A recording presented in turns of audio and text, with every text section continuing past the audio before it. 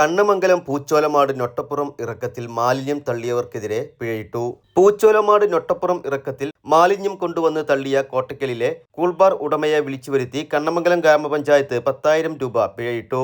കഴിഞ്ഞ ദിവസം രാത്രിയിലാണ് പൂച്ചോലമാട്ടിൽ നിന്ന് വേങ്ങര അങ്ങാടിയിലേക്ക് വരുന്ന വെട്ടുതോട് നൊട്ടപ്പുറം ഇറക്കത്തിൽ 3 ചാക്കുകളിലാക്കി പ്ലാസ്റ്റിക് ഉൾപ്പെടെയുള്ള മാലിന്യങ്ങൾ തള്ളിയത്. രാവിലെ ഇതുവഴി വരുന്നതിനിടെ ചാക്കുകൾ കണ്ടതോടെ തട്ടയിൽ അബ്ദുറഹ്മാന്റെ നേതൃത്വത്തിൽ തുറന്നു പരിശോധിക്കുകയായിരുന്നു. മാലിന്യങ്ങൾക്കിടയിൽ കോട്ടക്കലിലെ ചില സ്ഥാപനങ്ങളുടെ ബില്ലുകളും കണ്ടെത്തി. വിവരമറിയിച്ചതിനെ തുടർന്ന് സ്ഥലത്തെത്തിയ ഗ്രാമപഞ്ചായത്ത് അധികൃതരും യുവാക്കളും ചേർന്ന് നടത്തിയ പരിശോധനയിൽ കോട്ടക്കലിലെ ജ്യൂസ് കടയിൽ നിന്ന് ഉപേക്ഷിച്ചതാണെന്ന് കണ്ടെത്തുകയായിരുന്നു. ഇതേ തുടർന്ന് ഗ്രാമപഞ്ചായത്ത് അസിസ്റ്റന്റ് സെക്രട്ടറി ജോസിന്റെ നേതൃത്വത്തിൽ ഉടമയെ നേരിട്ട് വിളിച്ചുവരുത്തി പിഴയിട്ടു. മാലിന്യങ്ങൾ നീക്കം ചെയ്യാനുള്ള തുകയും ഇവരിൽ നിന്ന് ഈടാക്കി.